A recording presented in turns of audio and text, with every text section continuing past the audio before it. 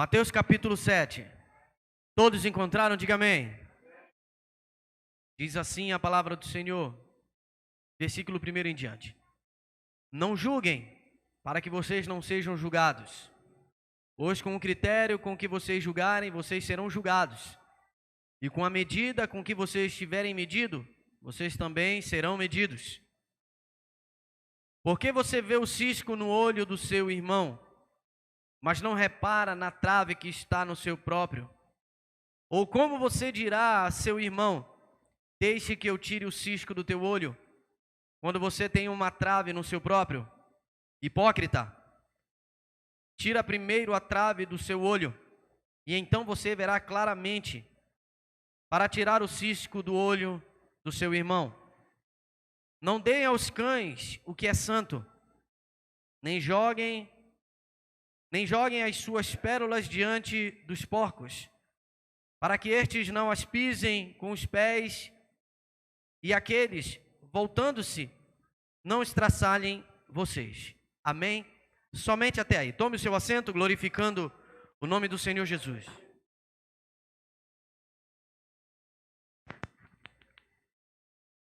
Amados irmãos, como eu falei, nós não combinamos absolutamente nada, o evangelista Rafael e eu, e muito menos com as irmãs que trouxeram uma saudação, ou os irmãos que trouxeram uma saudação nessa noite. Mas, através dessa mensagem que hoje eu trago para vocês por revelação do Espírito Santo, nós iremos desmistificar muita coisa, nós iremos desmistificar muita coisa daquilo que talvez nós tenhamos aprendido durante o nosso período de evangélico, o nosso período de convertido.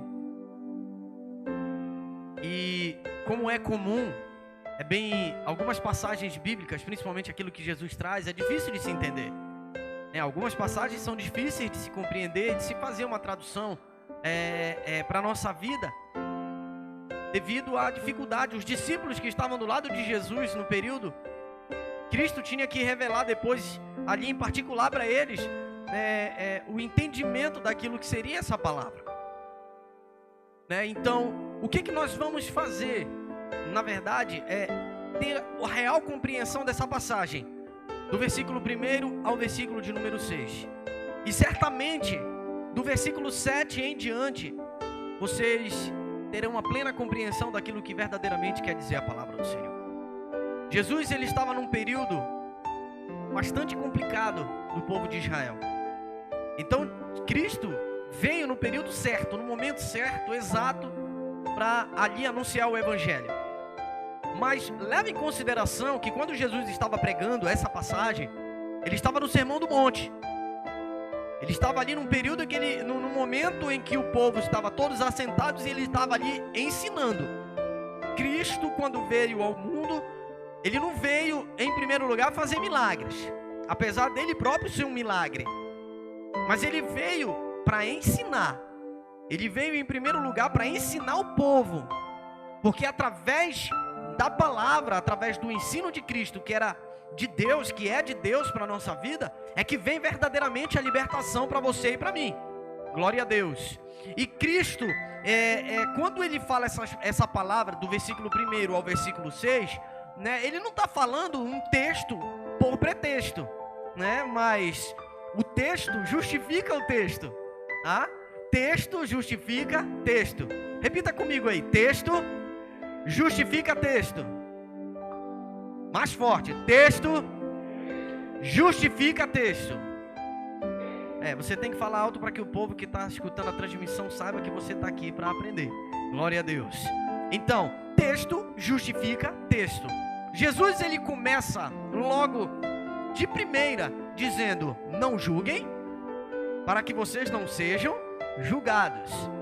O primeiro erro que tem aí é as pessoas acharem, preste atenção, acharem que a gente não pode chegar e exortar ninguém diante de um erro que a pessoa ela não pode ser exortada, ela não pode ser chamada a atenção, porque as pessoas já associam com julgamento. Então elas vêm logo: olha, não julga, porque na medida em que tu julgas, tu também serás julgado. né? A primeira coisa logo, a pessoa ela tá no erro, ela tá vivendo no erro e ela usa a palavra para justificar o seu erro, para permanecer no seu erro. Pois é exatamente ao contrário, tá? É exatamente ao contrário. Essa palavra, Cristo ele está falando o seguinte, ó: primeiro tira a trave que está no teu olho, ou seja, primeiro corrige o teu problema, para que não haja nenhum motivo de acusação, para que ninguém venha falar de ti, para que tu vá e exorte o teu irmão. Ou seja, Cristo ele está dizendo assim, ó, não é para que qualquer coisa vire motivo para que haja julgamento, não é isso, mas em primeiro lugar devemos nos corrigir naquilo que nós iremos julgar. Nós devemos nos consertar naquilo que nós iremos julgar. A prerrogativa que diz, né, que misericórdia e perdão deve ser evidenciado na nossa vida como crente, isso é verdade. Misericórdia e perdão deve ser, em primeiro lugar, evidenciado na vida do crente. Em primeiro lugar, misericórdia e perdão. Então Cristo ele está falando para os discípulos, olha, primeiro consertem a vida de vocês, primeiro acertem aquilo que está fora do lugar, ajeita aquilo que está errado, aí você vai lá e exorta teu irmão. Aleluia, porque senão ele ainda está dizendo mais, não é que na medida em que vocês medirem, serão medidos também. Ele não está falando do irmão que pode chegar e apontar o dedo para você, você é mais errado do que eu, você está errando nisso também, você está falhando nisso. Não é disso que Cristo está falando. Ele está dizendo do julgamento divino. Como é que você julga, sendo que você comete o mesmo erro? Como é que você julga, sendo que você está errado nisso também? Aleluia, ele não está falando do julgamento dos homens, ele está falando do julgamento divino. Quando ele vier, tu corrigias aqueles que estavam lá, mas não se autocorrigia. Por isso que ele diz aqui, aleluia, no versículo de número 5, ele começa dizendo, hipócrita, tira primeiro a trave que está no teu olho, para depois olhar para o cisco do teu irmão. Então ele está falando absolutamente do julgamento divino. Nós somos aqueles que vamos julgar a terra. Comece logo pensando assim. Mas hoje não se pode falar absolutamente nada, né, como crente, que as pessoas já usam essa passagem de Mateus capítulo 7 para se autodefender e permanecer no erro, quando está absolutamente errado. Absolutamente errado. Isso é uma desculpa para permanecer no erro. É uma desculpa para permanecer naquilo que está no erro. E Deus, ele nos colocou a palavra do Senhor como uma verdadeira balança. De um lado está a nossa vida e do outro lado está a palavra do Senhor. Vai ter equilíbrio ou não vai? Depende. Como está a nossa vida? Vai equilibrar? Porque nós temos um horizonte, né, a seguir. E esse norte, esse horizonte a seguir é a própria palavra do Senhor. Permaneça limpo, permaneça certo, permaneça agindo de maneira correta, aleluia. E nós estamos ali aptos a exortar o irmão, a conduzir o irmão, lembrando que na vida do crente, a prerrogativa, a verdadeira, aquilo que deve ser seguido sempre é misericórdia e perdão. Porque senão nós teremos um julgamento hipócrita. Nós teremos um julgamento errado. Nós teremos diante de nós, na vinda do Senhor, o julgamento de Deus. Naquilo que nós tivemos a oportunidade de nos consertar e consertar o nosso irmão. Propriedade para exortar o irmão. Propriedade para exortar quem está próximo de nós. Propriedade. Hoje não se pode falar absolutamente nada que as pessoas se ofendem. Como se nós não tivéssemos propriedade, eu falo da igreja de um modo geral, não tivéssemos a oportunidade e não tivéssemos a propriedade para chegar e corrigir o erro do irmão. Preste bem atenção, aleluia. Deus, ele coloca diante de nós a oportunidade de confessar os pecados uns para os outros. Eu errei nisso, meu irmão, me ajuda em oração. Aí o que o irmão vai fazer? Ele vai chegar e vai lhe exortar, lhe conduzir a fazer o que é certo diante do Senhor e vai lhe ajudar em oração, aleluia, vai estar acompanhando você. É isso que Deus nos ensina. Hoje não se pode falar nada que as pessoas se ofendem. Hoje não se pode falar nada acerca daquilo que a pessoa está fazendo, tendo uma conduta errada, porque pedras voam diante de você. Você é apedrejado e não compreende aquilo que diz a palavra do Senhor. 2 Timóteo capítulo 4, versículo de número 2, o apóstolo Paulo, ele exorta, olha só, ele exorta Timóteo. Exortar é justamente isso, é chamar atenção. Timóteo, presta bem atenção, prega a palavra. E olha só como é algo tremendo. Ele diz assim, ó, insista, prega a palavra, insista, a tempo e fora de tempo. Ele está dizendo assim, ó, seja o momento oportuno ou não, prega a palavra. Quando ele fala a Timóteo, e ele diz assim, ó, repreenda, exorte, e ele coloca com toda paciência e doutrina, paciência e doutrina. Ou seja, a exortação, ela deve existir, chamar atenção deve existir também junto aquela primeira verdade, misericórdia e perdão, e junto com a paciência e a doutrina. Nós devemos, para que você exerça a doutrina diante das pessoas, você deve conhecer aquilo que você está ensinando. Você deve conhecer o que você está ensinando. Você não vai sair ensinando qualquer coisa. Você vai ensinar a palavra do Senhor. Então por isso que o apóstolo Paulo, ele diz, prega a palavra, quer seja oportuno ou não, quer seja a tempo ou fora de tempo. Ele começa dizendo, insista. E as pessoas dizem assim, eu vou ter a oportunidade de pregar para ela. Ele não quer saber da oportunidade, dizendo assim, é agora o momento, em tempo e fora de tempo. A qualquer momento é a hora. Não é o momento que você acha. A pessoa está diante de você, vai lá e prega, vai lá e fala, vai lá e exorta. Você está errado fazendo isso. É por isso que muitos parentes nossos, sem conhecer a palavra, preste atenção, e que isso antecede a próxima parte dessa pregação. Por isso que tem muitos parentes nossos que continuam permanecendo no erro. E sabe o que acontece? A responsabilidade cai em cima deles, cai em cima de nós, porque nós não pregamos, porque nós não exortamos, porque nós não falamos, não anunciamos. Por isso que ele diz, você espera a oportunidade? Não, é agora, é a tempo e fora de tempo, é no momento oportuno ou não. Está ali diante de você, pregue, anuncie e fale a verdade, seguindo esses requisitos, repreenda, exorte com toda paciência e doutrina.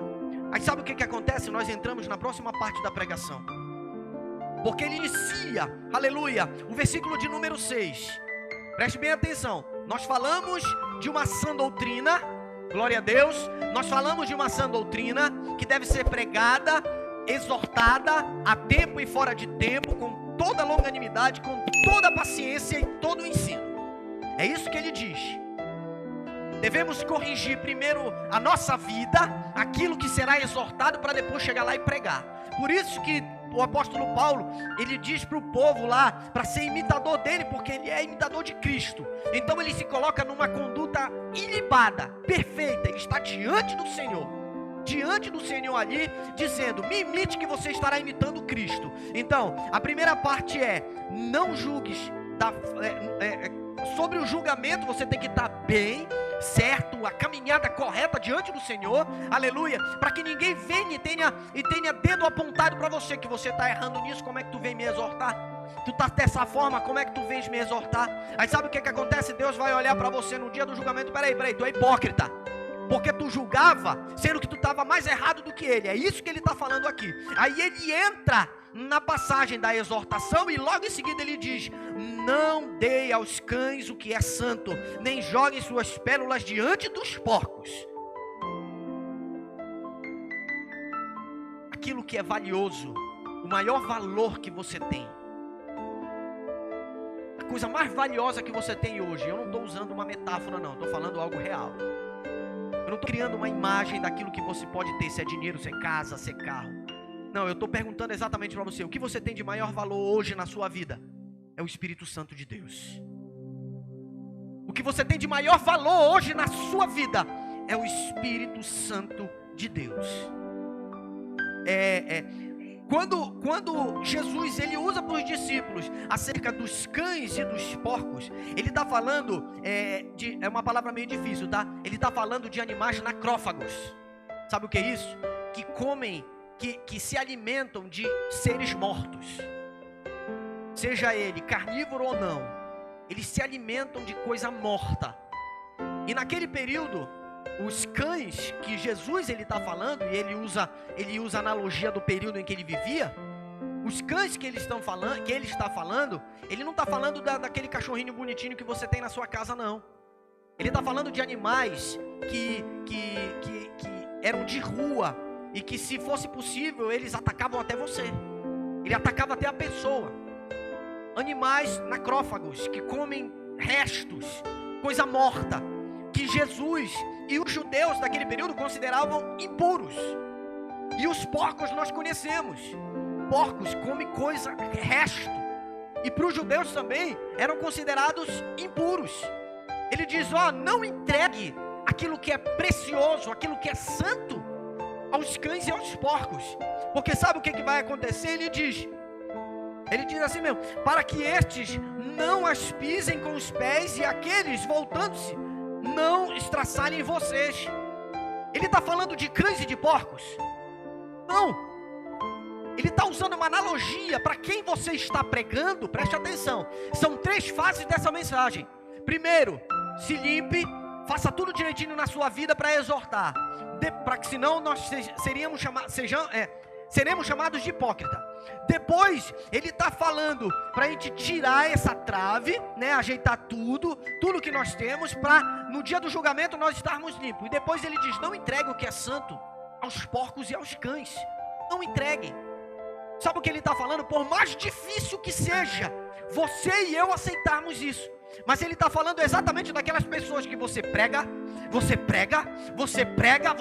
e a pessoa não muda, a pessoa não aceita.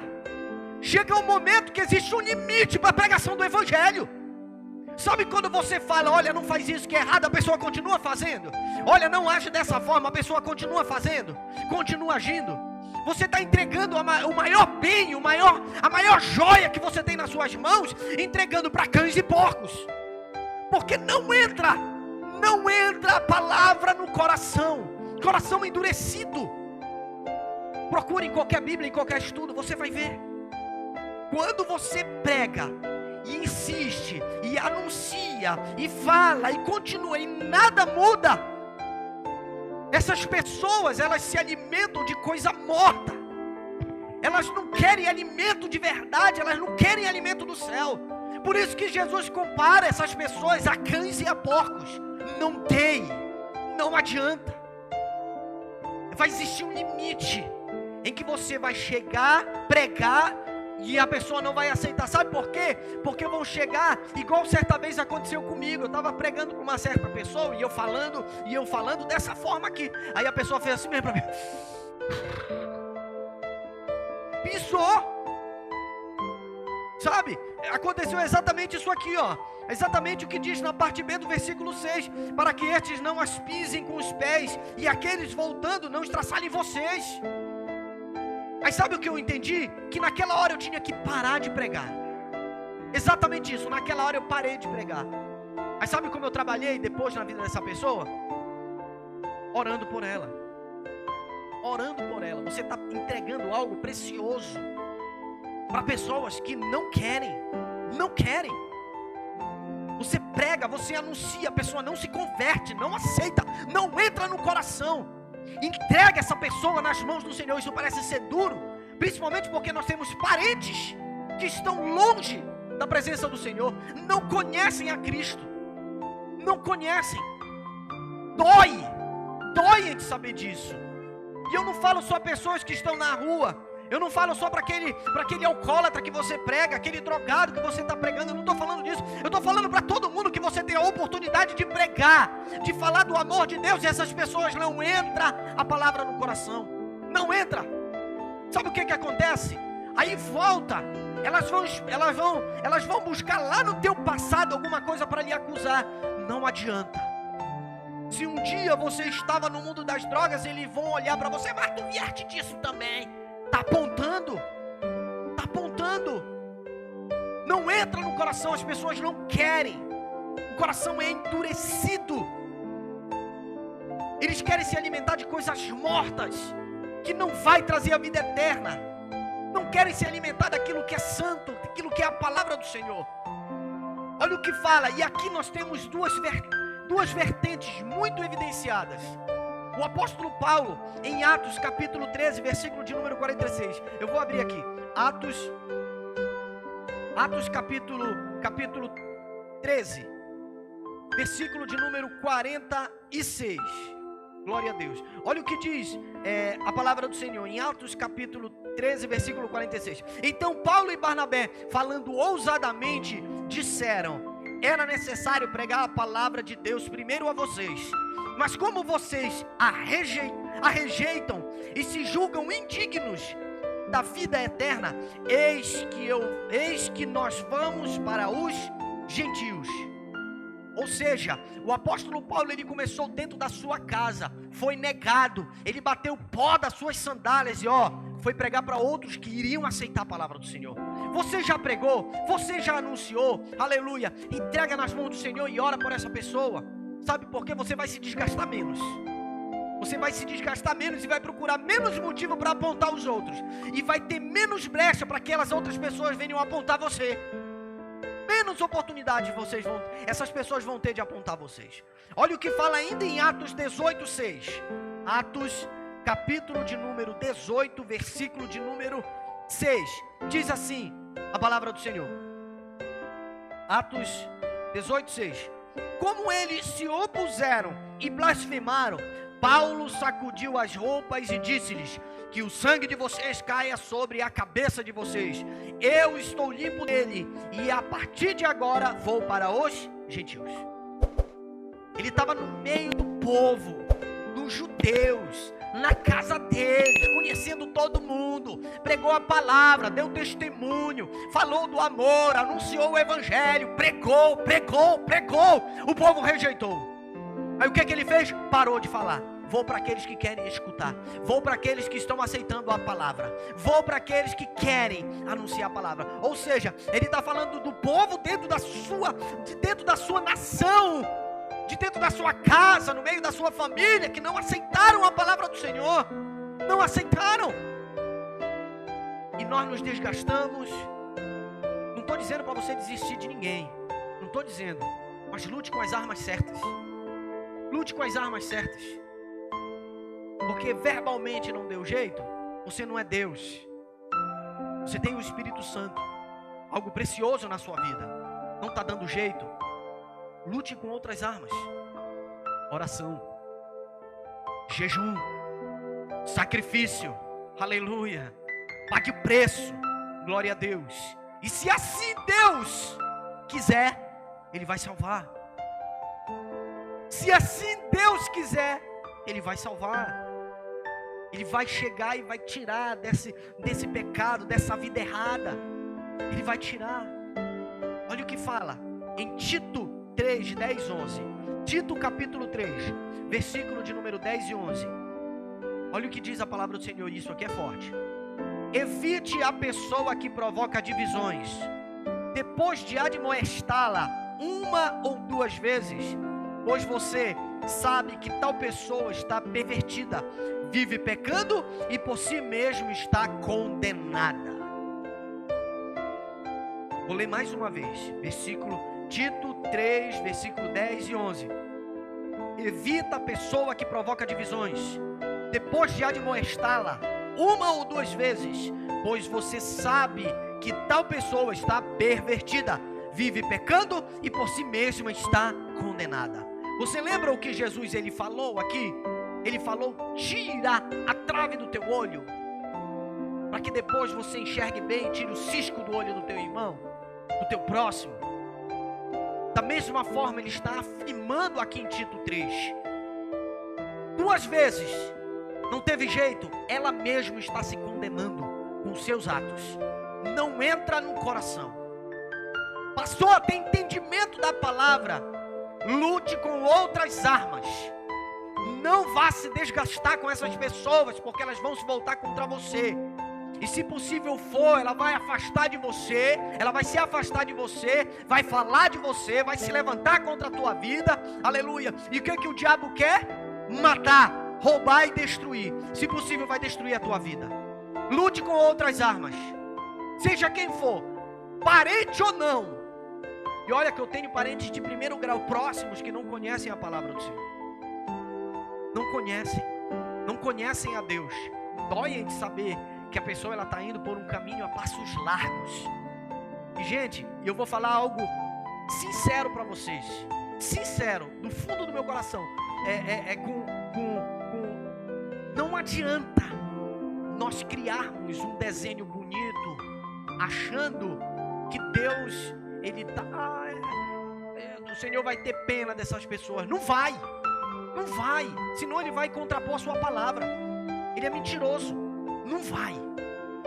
Se não aceita, se não escuta, se não recebe no seu coração, os seus caminhos são condenáveis. Não tem outro destino. Se nós estamos aqui, preste bem atenção, nós estamos aqui pagando um preço, vindo para os cultos, estamos fazendo a obra, e foi falado aqui de luta, de prova que nós estamos vivendo. Aí a pessoa que está tendo uma vida errada vai para o céu? Que Deus é esse? Que Deus é esse? Que não quer nada com o Senhor? A pessoa não quer nada com o Senhor. A gente está pagando o preço, vai para o céu? Então Deus não é Deus, a palavra está errada. Está errada. Não vamos criar um desenho perfeito achando Deus é misericordioso. A palavra do Senhor diz que o desejo dele é que todos alcancem a salvação, alcancem a vida eterna. Saul perdeu o seu reinado e perdeu a salvação.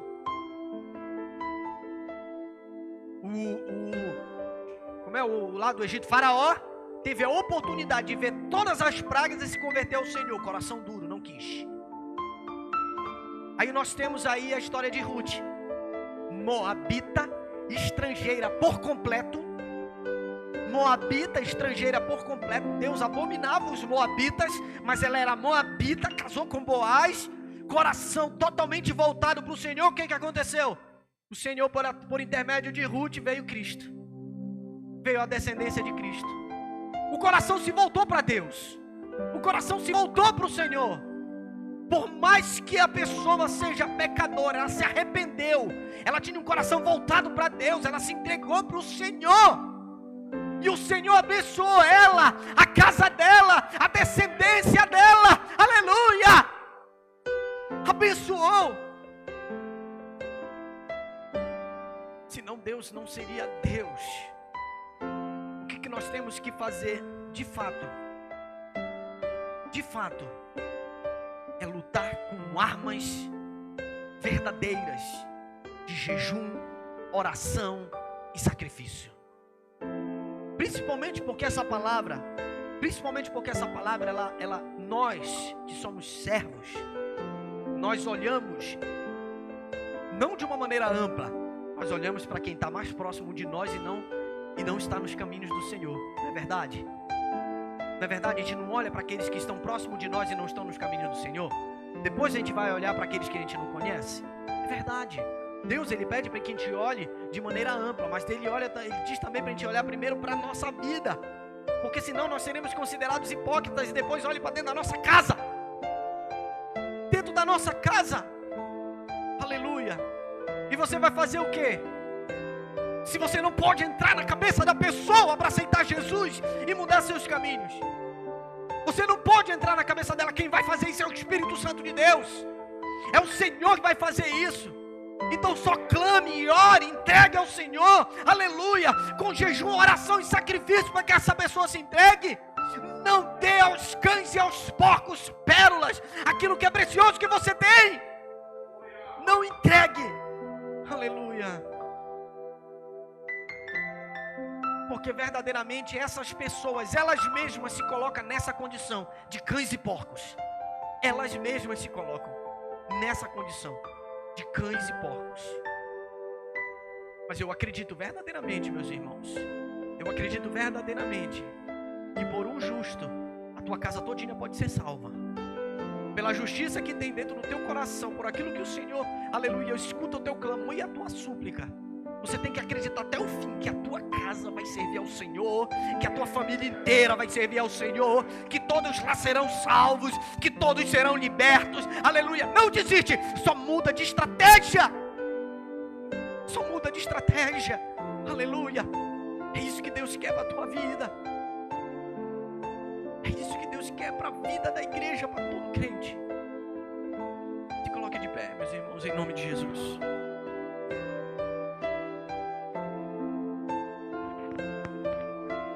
Ou seja, meu irmão, Deus, Ele coloca diante de nós, tem alguma coisa errada, corrige, para que você tenha propriedade de chegar e exortar o irmão. Corrija, exorte, pregue, admoesta, tempo e fora de tempo. Não espere o momento, não espere, Eclesiastes 3, não espere que você não sabe qual é a hora. Não espere, chegue, pregue, anuncie, fale, a tempo e fora de tempo. Não aceitou, bata o pó das suas sandálias, da sua roupa e vá pregar para outra pessoa.